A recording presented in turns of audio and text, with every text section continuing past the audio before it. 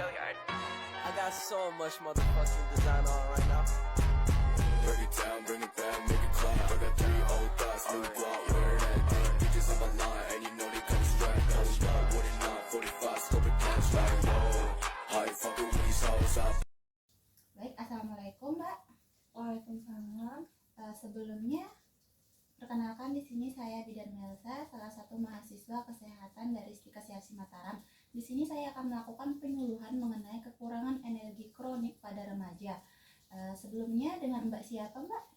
Dengan Mbak Maria. Baik, Mbak Maria. Mbak Maria biasa dipanggil apa kalau boleh tahu?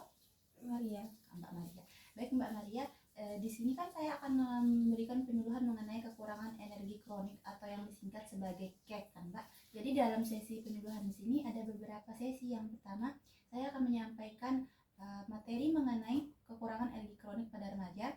Yang kedua, nanti ada sesi tanya jawab. Mungkin ada dari penjelasan saya yang Mbak kurang pahami, bisa Mbak tanyakan kembali kepada saya.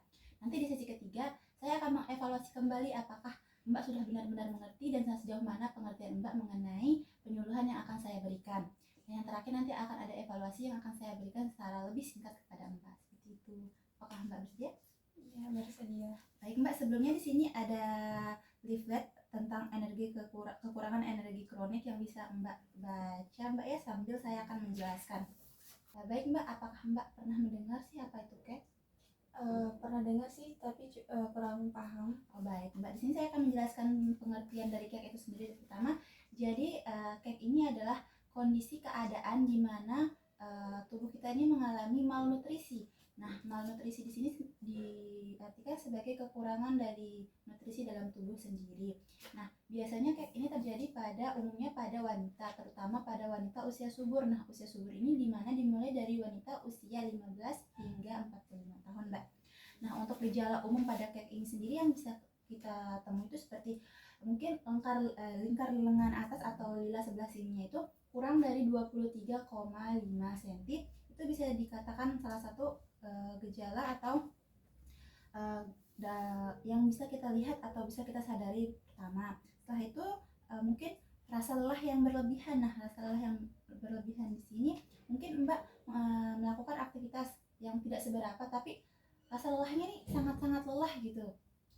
Seperti itu Mbak ya. Nah, mungkin Mbak juga sering mengalami sakit tenggorokan, sakit kepala, itu juga bisa menjadi salah satu dari dampak dari gejala KEK pada umumnya. Nah, setelah itu ada beberapa faktor juga nih Mbak, beberapa faktor yang menyebabkan KEK ini terjadi pada remaja. Salah satunya itu seperti pola makan yang tidak sehat, sering mengkonsumsi makanan-makanan cepat saji, makanan-makanan yang mungkin Mbak kira itu enak tapi nutrisi atau gizinya tidak ada sama sekali, bahkan hanya bisa mengganggu sistem pencernaan atau mengganggu sistem dalam tubuh Mbak. Yang kedua itu mungkin makanan yang asupan nutrisinya kurang seperti yang saya jelaskan tadi. Setelah itu gangguan makan. Nah, gangguan makan juga menjadi salah satu faktor yang menyebabkan KEK pada remaja. Selain itu tingkat stres yang tinggi, kan misalnya nih Mbak punya masalah atau ada beban gitu, itu juga menjadi salah satu faktor yang menyebabkan KEK pada remaja Mbak. Nah, untuk dampak KEK pada remaja sendiri bisa menjadi anemia. Nah, anemia ini seperti yang mungkin Mbak udah tahu, kekurangan darah Mbak ya. Selain itu juga perkembangan organ yang kurang optimal. Jadi dalam masa di umur 15 tahun ini kan masih usia pertumbuhan kan. Nanti kalau remaja ini sudah mengalami KEK, maka perkembangan organ tubuhnya itu bisa terganggu. Selain itu juga perkembangan fisik mungkin tidak terlalu tinggi atau perkembangan tingginya tidak terjadi sama sekali, atau mentok di situ aja dari teman-temannya yang lain. Nah, itu juga menjadi dampak dari KEK pada remaja.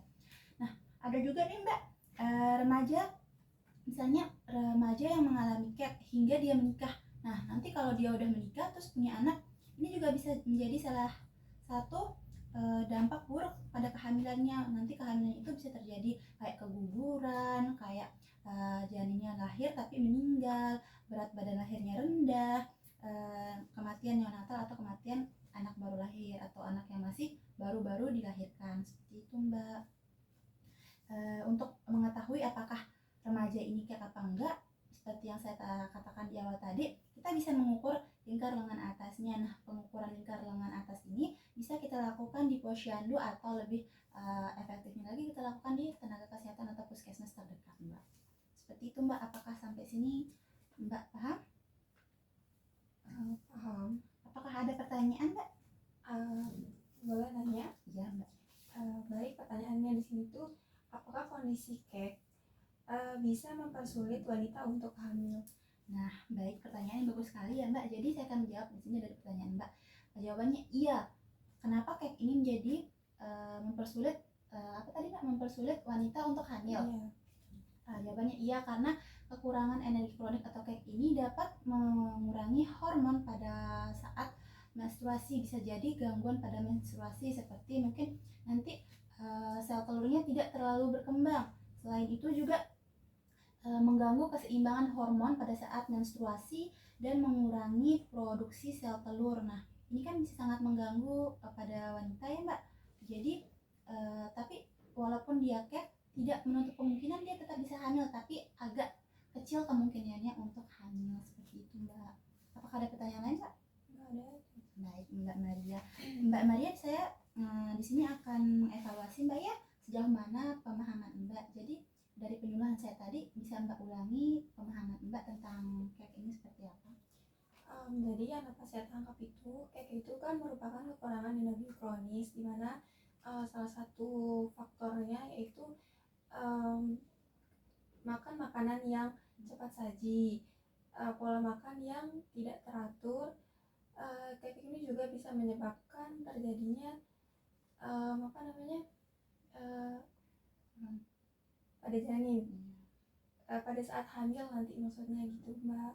Ya, Gangguan pada kehamilan gitu. Iya, Mbak. Jadi tadi kan disarankan nih untuk makan makanan yang bergizi, terus jaga pola makan dan sebagainya. Untuk pemahaman cuma sampai situ aja sih. Oh, dari pemahaman Mbak Maria ini cukup baik ya, dari pemahaman yang Mbak sampaikan barusan. Nah, jadi di sini karena pemahaman Mbak sudah sangat baik, saya simpulkan Mbak sudah paham ya. Jadi pemahaman Mbak tentang kekurangan energi kronik ini sangat baik. Nah, jadi kan secara singkatnya kan kekurangan energi kronik ini adalah keadaan di mana tubuh kita mengalami kondisi malnutrisi atau kekurangan nutrisi. Dampaknya seperti yang Mbak tadi jelaskan, dampaknya jika tidak ditangani segera, jika tidak melakukan pengobatan segera, ini dapat terdapat terganggu pada saat kehamilan hingga persalinan pun nanti bisa terganggu jika remajanya ini sudah kek sejak awal. Seperti itu, Mbak. Seperti itu, Mbak ya. Iya, terima kasih. Baik, Mbak, terima kasih untuk waktu dan atas kesempatan yang Mbak berikan kepada saya menyampaikan penyuluhan tentang kekurangan energi kronik kepada remaja. Terima kasih banyak, Mbak ya. Iya. Assalamualaikum, Mbak.